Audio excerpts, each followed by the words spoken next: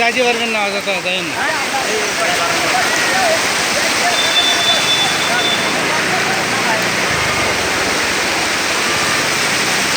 গাড়ি বললে গাড়ি ঠেলে নিয়ে চলে যাবে, গাড়ি বললে গাড়ি নিয়ে চলে যাবে।